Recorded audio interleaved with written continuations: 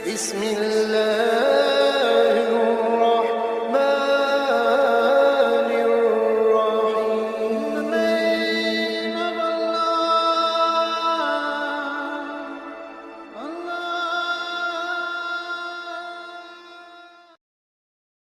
بسم اللہ الرحمن الرحیم.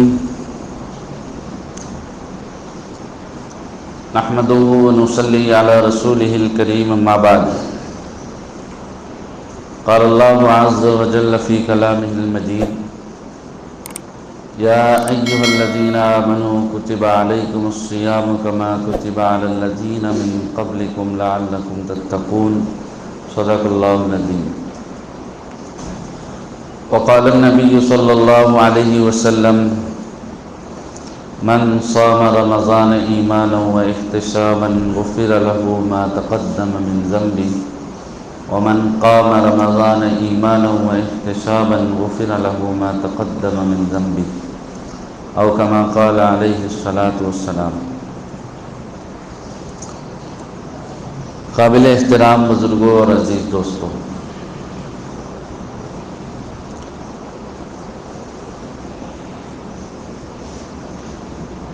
شعبان کا مہینہ آدھے سے زائد گزر چکا ہے، اور سارے مہینوں میں سب سے افضل مہینے رمضان کی آمد ہے.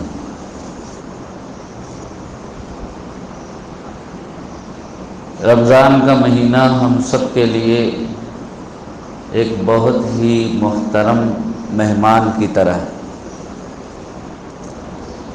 ہمارے اپنے گھر میں سال بھر کے مختلف مواقع پر مہمان آتے جاتے رہتے ہیں. آپ اندازہ لگائیے کہ کوئی بہت بڑی شخصیت ہمارے اپنے گھر آنے والی ہے، جس کا مقام بہت بلند ہو، اللہ کے نزدیک جس کا درجہ بہت بڑا ہوا ہو، جس کی دعائیں قبول ہوتی ہوں، جس کا اکرام کرنے پر ہمیں بڑا اجر و ثواب ملے، اور جو مہمان آنے کے بعد ہم سے کچھ لینے کے بجائے ہم کو کچھ دے کر جائے. تو ایسے مہمان کی آمد سے پہلے ہم اس کے استقبال کی تیاری کیسے کریں گے؟ ظاہر سی بات ہے کہ ہم لوگ ایسے مہمان کے لیے ایسی تیاری کریں گے جو ہم اپنی ذات کے لیے بھی نہیں کرتے.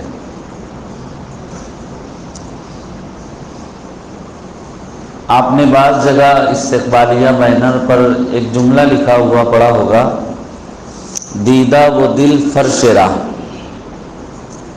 مہمانوں کے استقبال کے لیے یہ مختصر جملہ لکھا جاتا ہے. دیدہ آنکھ کو کہتے ہیں، دل کا مطلب تو آپ جانتے ہیں کہ آپ کے راستے میں ہمارے دل بھی اور ہماری آنکھیں بھی بچھی ہوئی.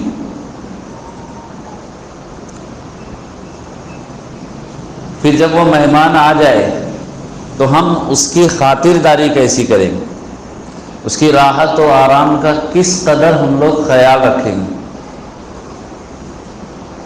اور جب وہ رخصت ہونے لگے تو ہمیں جتنا اس کی آمد سے خوشی ہوگی، اس کے رخصت ہونے پر اتنا ہی ملال ہوگا. رمضان المبارک کی مثال ٹھیک اسی مہمان کی طرح ہے جو آتا ہے بڑی خیر، برکتیں اور اللہ کی رحمتیں لے کر. جو آتا ہے تو بندے سے کچھ لیتا نہیں ہے، لیکن اس کو بہت کچھ دے کر چلا جاتا ہے.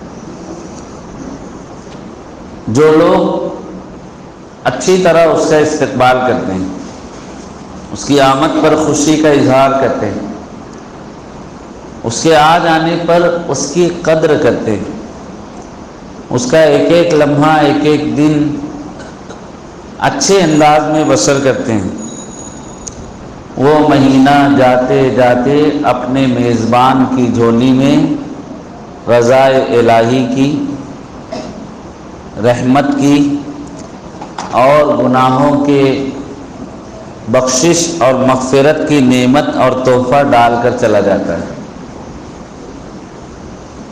یہی وجہ ہے کہ اللہ کے تمام نیک بندوں کو سب سے زیادہ عزیز رمضان کا مہینہ ہوا کرتا تھا، اور وہ اس کی آمد سے بہت پہلے انتظار کرتے تھے۔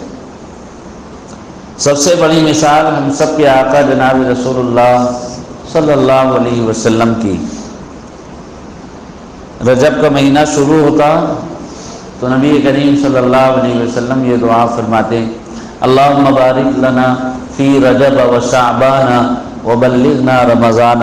اللہ اس رجب کے مہینے میں اور اس شعبان کے مہینے میں ہمیں برکتوں سے نوازیے، اور شعبان کا مہینہ گزر جائے، رمضان کا مہینہ آ جائے، ہمیں اتنی مہلت عطا فرمائیے کہ اپنی زندگی میں پھر ایک مہینہ یہ ہمیں نصیب ہو جائے۔ نبی کریم صلی اللہ علیہ وسلم یہ دعا فرماتے ہیں، یہاں تک کہ رمضان کے استقبال کے لیے اور وہ مہینہ اچھے انداز میں بسر ہو جائے، اس کے لیے نبی کریم صلی اللہ علیہ وسلم مشق کرتے ہیں، تیاری کرتے ہیں۔ دیکھیے کوئی ایک امتحان دینا ہو تو اس کی تیاری کی جاتی ہے۔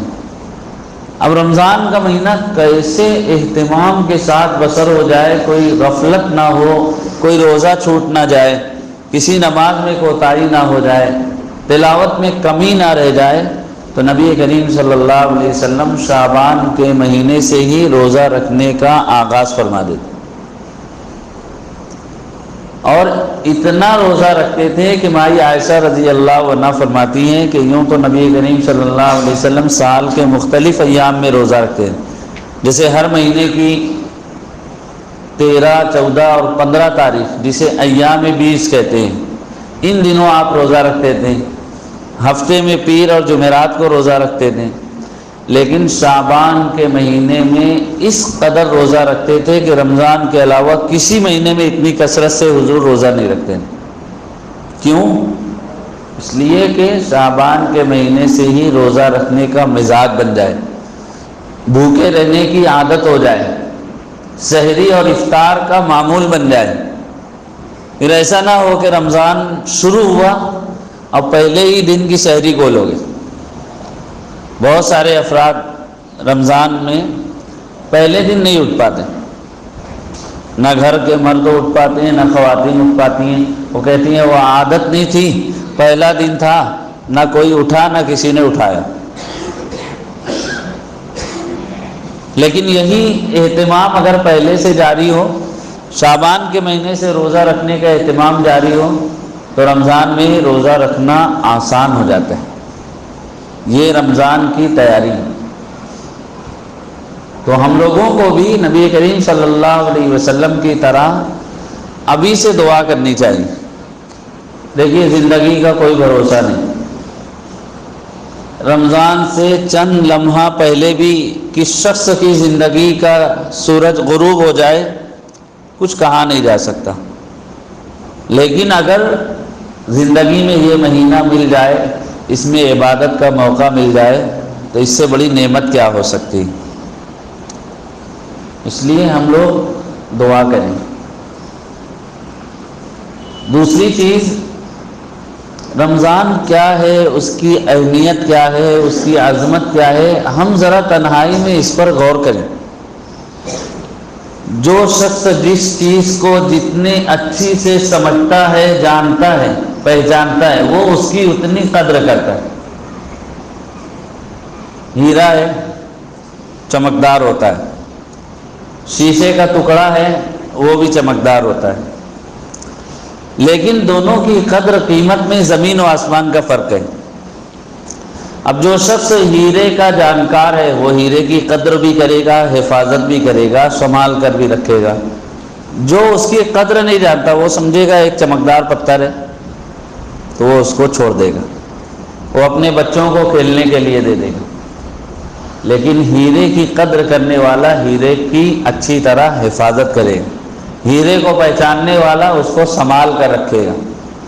اسی لیے فارسی زبان میں کہاوت ہے قدر گوہر شاہ حدانت یا بدانت گوہری، دو لوگ ہیں جو ہیرے کی قدر جانتے، ایک تو بادشاہ اور ایک جوہری۔ جوہری کو قیمتی پتھروں کی، ہیرے جواہرات کی پہچان ہوتی ہے، وہ جان لے گا، وہ اس کی قدر کرے گا۔ دوسرے بادشاہ کو پتہ ہے ہیرا کیا چیز ہوتی ہے، اس لیے وہ اس کی حفاظت کرے گا۔ اس کے علاوہ تیسرے شخص کے پاس ہیرا جائے گا تو اس کی حیثیت پتھر کی طرح ہو۔ ہم لوگ رمضان المبارک پر غور کریں، فضائل رمضان نامی کتاب پڑھیں، نبی کریم صلی اللہ علیہ وسلم کے کیا معمولات تھے، صحابہ کرام علیہم الرضوان نے کیسے اس کو گزارا ہے، اس کو پڑھیں اور دل میں اس کی عظمت کا، اہمیت کا احساس بڑھائیں، تو پھر ہم لوگ اس کو صحیح انداز میں بسر کر سکیں گے۔ بزرگوں کے واقعات میں لکھا ہے، رمضان کی آمد سے 6 مہینہ پہلے دعا کرتے تھے، اللہ رمضان کا مہینہ نصیب فرما۔ پھر رمضان کا مہینہ نصیب ہوتا تو اچھے انداز میں بسر کرتے تھے، گزر جاتا تھا تو پھر 6 مہینہ دعا کرتے تھے کہ اللہ رمضان میں جو کچھ عبادات ہم نے انجام دی ہے ان کو قبول فرما۔ آنے کے لیے، رمضان ملنے کے لیے بھی دعا، اور رمضان گزر جانے کے بعد اس میں انجام پائی جانے والی عبادتوں کی قبولیت کے لیے 6 مہینہ دعا۔ تیسری چیز، اب جب رمضان کا مہینہ آ جائے تو چاند دکھنے سے لے کر چاند دکھنے تک سال کے 11 مہینوں کی بنسبت اپنے آپ کو اس مہینے کے لیے پوری طرح وقف کر دینا چاہیے۔ دیگر جتنی ضروریات ہیں ساری ضروریات میں کمی کٹوتی کر لینی چاہیے جہاں تک ممکن ہو، لیکن رمضان کے حصول میں اور اس کی قدر میں کمی نہیں کرنی چاہیے۔ سب سے پہلی چیز نمازوں کا اہتمام،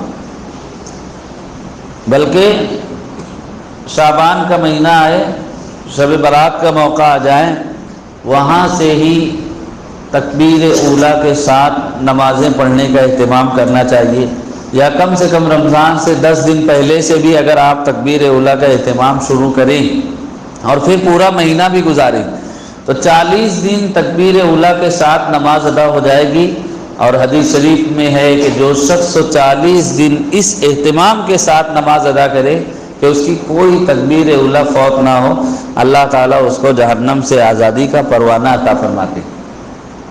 اور 40 دنوں میں ایسی تاثیر ہے کہ نمازوں کا ایسا اہتمام انسان کی زندگی میں تبدیلی اور انقلاب پیدا کر دیتا ہے۔ قرآن کی جو آیت ہے نا، ان الصلاۃ تنہی عن الفحشاء والمنکر، کہ نمازی کو برائی سے، گناہ سے روکتی۔ اگر انسان واقعی اہتمام کے ساتھ نماز کو سنت طریقے پر، خشوع اور خضوع کے ساتھ، پابندی کے ساتھ، تکبیر اولیٰ کے اہتمام کے ساتھ پڑھے تو واقعی نماز اس کی زندگی میں انقلاب اور تبدیلی کا ذریعہ بن جاتی ہے۔ اور جیسے ہی نماز درست ہوتی ہے، دین کے دوسرے احکام اور معاملات بھی درست ہو جاتے ہیں۔ امیر المؤمنین عمر ابن خطاب رضی اللہ عنہ فرماتے تھے نا، ان اہم امورکم عند الصلاۃ فمن ضیعها فهو اضیع لما سواها۔ دیکھو، اپنے گورنروں کو خط لکھ کر انہوں نے کہا تھا، جتنی ذمہ داریاں تمہیں دی گئی ہے ان میں سب سے بڑی ذمہ داری اور سب سے اہم فریضہ وقت پر نماز کی ادائیگی ہے۔ اس وقت تو معمول یہ تھا کہ جو گورنر ہوا کرتے تھے وہی اس علاقے کی جامع مسجد کے امام بھی ہوا کرتے تھے۔ تو امیر المؤمنین عمر ابن خطاب رضی اللہ عنہ نے فرمایا، سب سے بڑا فریضہ وقت پر نماز ادا کرو اور وقت پر نماز پڑھاؤ۔ اگر تم نماز کا اہتمام کرو گے تو دیگر فرائض کو بھی تم اچھی طرح پورا کر لو، جتنی بھی تمہاری ذمہ داریاں ہیں، دنیاوی دینی سب۔ اگر نماز ضائع کرو گے تو دوسرے کام اور معمولات میں بھی کمی آ جائے گی۔ اس لیے عام دنوں میں تو نماز پڑھنی ہے، لیکن رمضان کے مہینے میں بھی اس اہتمام کے ساتھ کہ نماز تکبیر اولیٰ کے ساتھ۔ ہوتا یہ جیسے ہی چاند دکھتا ہے تو ماشاءاللہ صف وضو خانے تک پہنچ جاتی. 2-4 دن کے بعد صحن میں تعداد کم ہو جاتی. 8-10 روز گزرتا ہے تو پھر جو باہر 2 صف والا حصہ ہے وہاں تک نماز ہوتی. اور پھر جیسے جیسے رمضان کا مہینہ گزرتا جاتا ہے، ختم ہونے کے قریب ہوتا ہے، تو بجائے اس کے کہ اس کی اور قدر کی جائے، غفلت اور کوتاہی میں اور اضافہ ہو جاتا ہے. جیسے تراویح میں قرآن مکمل ہو جائے تو اور غفلت بڑھ جاتی ہے. 25 رمضان گزر جائے تو پھر عید کی تیاریوں میں لوگ اس طرح مشغول ہو جاتے ہیں کہ پھر تراویح تو جانے دیجیے، فرض نمازوں میں غفلت ہونے لگتی. اس لیے تیسری بات یہ کہ ابھی سے یہ نیت کریں اور آغاز کریں کہ ہماری ہر نماز تکبیر اولیٰ کے اہتمام کے ساتھ. چوتھی چیز یہ کہ روزہ ٹھیک اسی طرح فرض ہے جیسے نماز فرض ہے. اور نماز تو پورا سال فرض ہے، روزانہ 5 وقت فرض ہے، روزہ بس مہینے کے 30 دن. نماز آپ کی کسی وقت چھوٹ گئی، آپ نے قضا کر لی، لیکن ادا کرنے کا جو ثواب تھا، جو فضیلت تھی، وہ حاصل نہیں ہوتی، بس تلافی ہو جاتی. ایسے ہی رمضان کا مہینہ ہے، حدیث شریف میں ہے، ایک روزہ بندہ جان بوجھ کر چھوڑ دے، اگر ساری زندگی اس کی قضا کرتا رہے تو بھی اس کو وہ فضیلت، وہ ثواب نہیں حاصل ہو سکتا جو ٹھیک رمضان کے مہینے میں روزہ رکھنے پر حاصل ہو سکتا ہے. اس لیے یہ بھی نیت کریں کہ ہمارا کوئی روزہ فوت نہیں ہوگا، روزہ خوری کے ساتھ رمضان کا مہینہ بسر نہیں ہوگا. چاہے ہوٹل کھلی ہوئی ہو، اس میں اچھی طرح پردے لگے ہوئے ہوں. ہم لوگ مرد ہیں، مردوں کو پردہ نشین ہونے کی ضرورت نہیں. جو لوگ ہوٹل چلاتے ہیں ان کو بھی سمجھنا چاہیے کہ وہ مسلمان ہیں. رمضان کے اہتمام کا تقاضا یہ ہے کہ وہ دن میں ہوٹل بند رکھیں. وہ دن میں بند رکھیں گے، اللہ رات میں انہیں اس سے بڑھ کر اور برکت والی روزی دے گا. ہوٹلوں کو کھلی رکھنا روزہ خوروں کے لیے سہولت فراہم کرنا ہے. قرآن میں اللہ نے فرمایا تعاونوا علی البر والتقوی ولا تعاونوا علی الاثم والعدوان. دیکھو، نیکی کے کام میں ایک دوسرے کی مدد کیا کرو، گناہ کے کام میں ایک دوسرے کی مدد نہیں کرنی چاہیے. بعض ہوٹل والے کہتے ہیں وہ ہم لوگ بند کرنا چاہتے ہیں مگر کسٹمر لوگ کا تقاضا ہے کہ کھلی رکھو. آپ سوچئے، عام کسٹمر لوگ کے تقاضے کی رعایت ہے، جبکہ اللہ کا حکم ہے، رسول اللہ صلی اللہ علیہ وسلم کی ہدایت ہے کہ ہم لوگ روزہ رکھیں، دوسروں کو روزے کی ترغیب دیں. کیسا ثواب ہے روزے کا. حدیث شریف میں ہے جنت کے اللہ نے 8 دروازے بنائے. ایک دروازہ اللہ نے خالص روزہ داروں کے لیے بنایا، اس جنت کے دروازے سے صرف روزہ دار داخل ہوں گے، اس کے بعد دروازہ بند کر دیا جائے. کیسی بڑی فضیلت ہے کہ اللہ فرماتے ہیں دیگر اعمال کا بدلہ فرشتے دیں گے. کتنی نماز ہے تمہاری، یہ اتنی نے کیا. حج کتنا ہوا، اس کی یہ نے کیا. دیگر اعمال کے بدلے میں اللہ دیگر نعمتیں دیں گے، فرشتوں سے دلوائیں گے.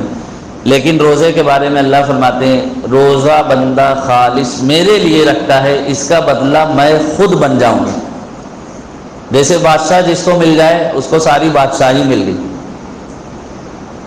اس کو پورا ملک مل گیا، ایسے ہی جسے اللہ مل جائے اس کے لیے تو ساری کائنات، اس کے لیے جنت اور جنت کی ساری نعمتیں. اور یہی روزہ پچھلے گناہوں سے معافی کا ذریعہ ہے. یہی روزہ دنیاوی نفع کے لحاظ سے صحت اور تندرستی کا باعث ہے. انسان سال بھر کھاتا رہتا ہے، مشین ذرا بھی بند ہوتی نہیں. پاور لوم بھی جمعہ کے دن بند رہتا ہے، مشین ٹھنڈی ہو جاتی. لیکن میلے کی مشین سال کے 11 مہینہ چلتی رہتی، اور مالیگاؤں میں اوور ٹائم محنت کرنا پڑتا ہے میدے کو. اس لیے کہ یہاں ماشاءاللہ صرف کھانے کے وقت نہیں، بے وقت بھی بہت ساری چیزیں ملتی رہتی ہے اور جگالی جاری رہتی. نتیجے میں کثرت سے کھانا، بے وقت کھانا انسان کو بہت ساری برائیوں، بہت ساری بیماریوں کا مرکز بنا دیتا ہے. حجاج ابن یوسف ثقفی گزرا ہے، اس کے دربار میں ایک بہت بڑا وقت کا حکیم آیا.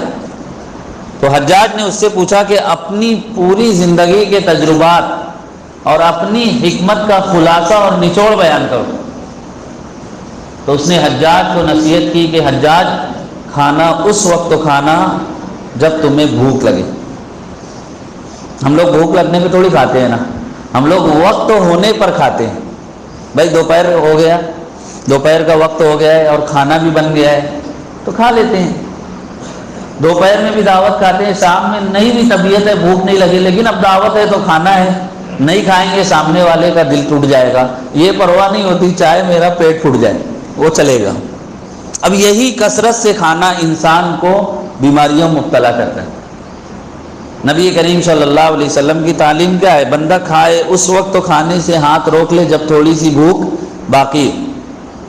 تو روزہ 1 مہینہ بندہ رکھتا ہے، پیٹ خالی رہتا ہے، نہ جانے کتنی بیماریاں اس سے دور ہو جاتی، اور روزہ اس کے لیے صحت و تندرستی کا باعث ہو جاتا ہے. یہی وجہ ہے بہت سارے غیر مسلم، بہت سارے یہود و نصارہ جو روزے کی حقیقت سمجھتے ہیں وہ روزہ رکھتے ہیں.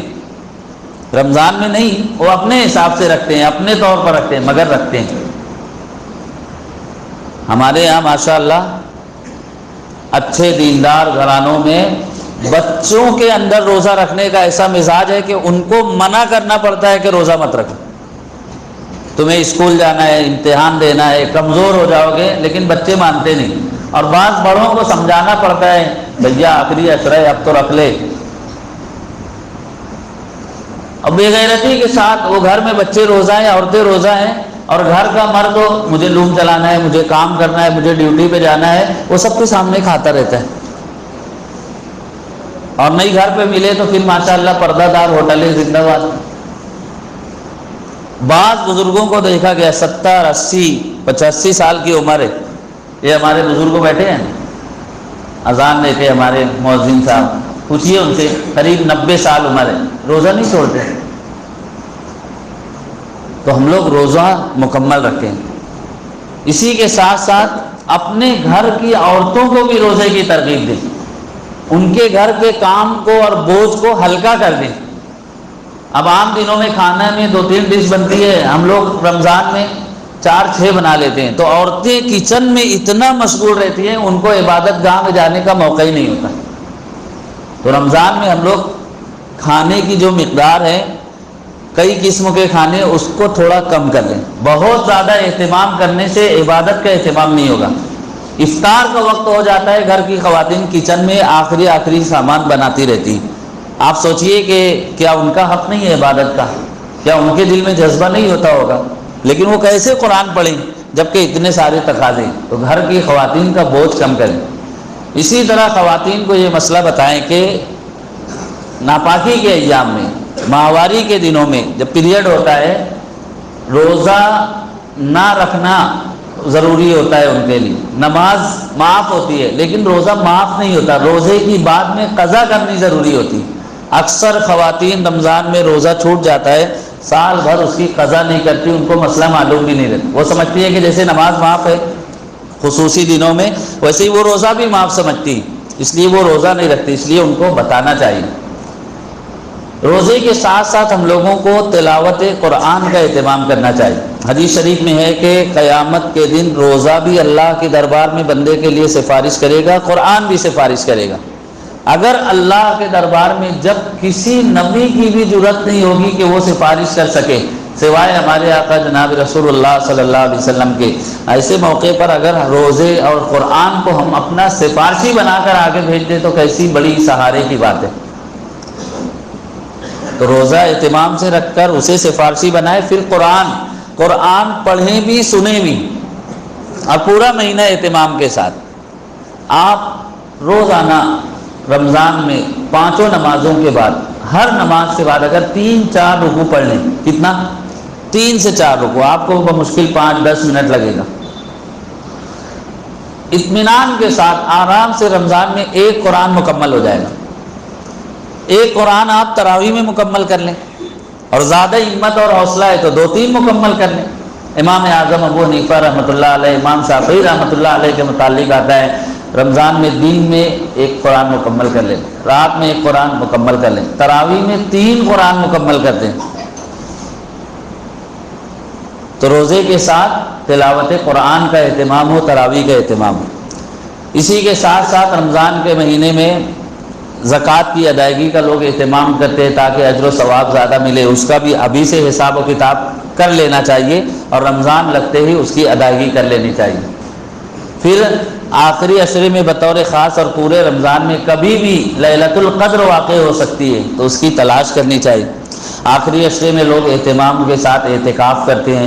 ہوتا یہ ہے کہ چند گنے چنے لوگ ایک دم وقف ہوتے ہیں اعتکاف کے لیے، جیسے ہی آخری عشرہ آنے لگے سب ان کی جا کے تشکیل کرتے ہیں، تو وہ بھی سوچتے ہیں کہ میں ایک بار کر کے غلطی کیا، لوگ مجھ کو ہی معتکف سمجھتے ہیں۔